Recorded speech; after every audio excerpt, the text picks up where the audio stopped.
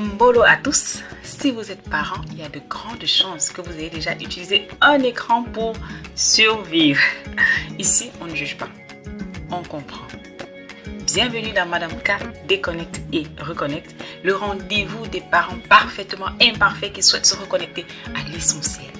Je suis Madame K, éducatrice et praticienne en neurosciences appliquées, entre deux rires et quelques vérités qui piquent, parce qu'on va se parler franchement entre parents, parce que oui, je suis aussi maman. On va vulgariser les neurosciences, on va décoder les comportements pour sortir de la parentalité réactive et embrasser la parentalité que nous méritons tous. Oh là là, bienvenue. Après quelques semaines à parler des raisons derrière l'achat d'un écran ou encore de la culpabilité parentale, nous allons aujourd'hui replonger dans la suite de notre réflexion sur la violence. Que se passe-t-il quand le mal est déjà fait?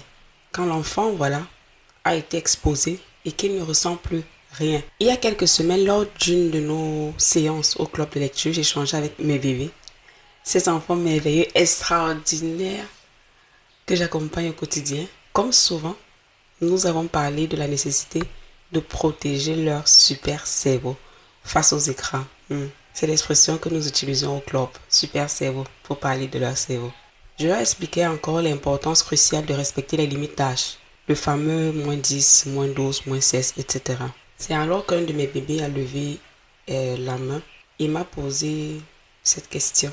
Mais tata, si on a déjà regardé des films qui n'étaient pas de notre âge et que ça ne nous a rien fait, est-ce qu'on peut continuer?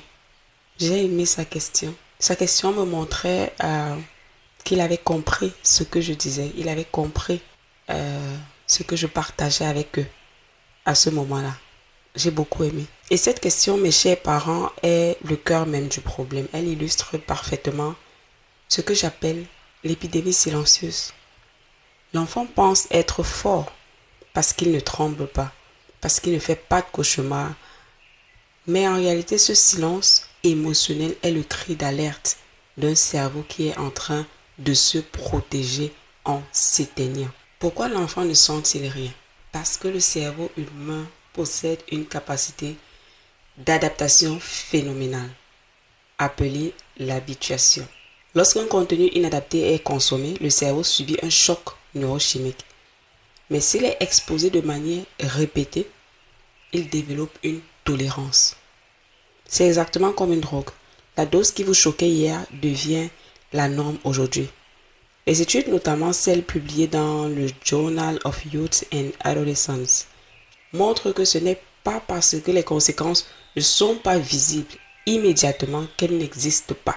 Les neurosciences appellent cela des effets d'incubation. La violence ou l'inapproprié s'ancre dans la mémoire implicite.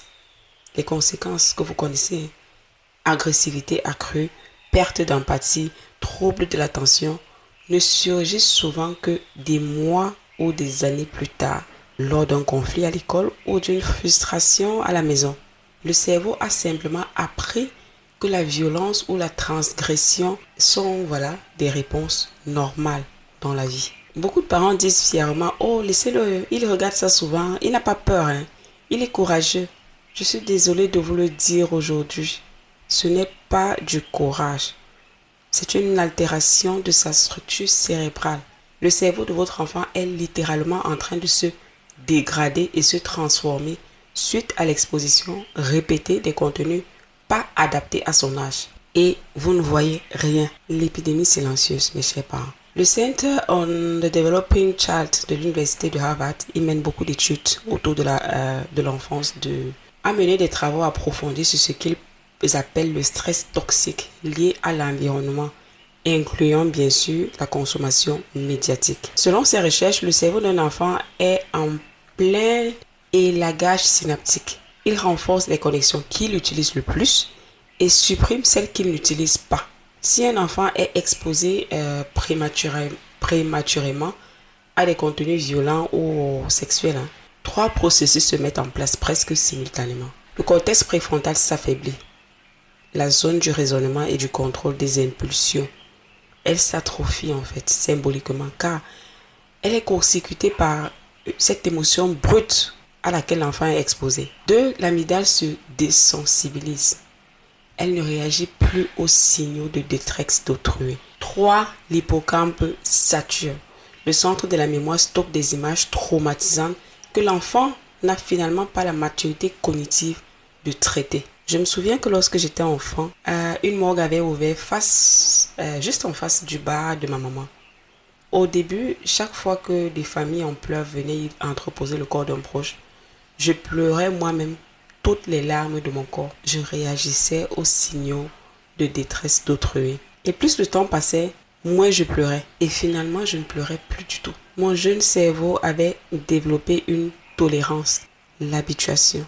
Et c'est exactement ce qui se passe avec votre enfant, car quand justement il regarde de façon répétée des images violentes à la télévision, poignarder un camarade devient normal pour ce jeune cerveau. En résumé, chers parents, vous ne voyez rien à l'extérieur, mais à l'intérieur, les fondations de l'empathie chez votre enfant et de son jugement moral sont en train de s'effriter. Que faire quand on a déjà exposé? Si aujourd'hui vous réalisez que votre enfant a déjà consommé des contenus inadaptés, ne paniquez pas, surtout pas.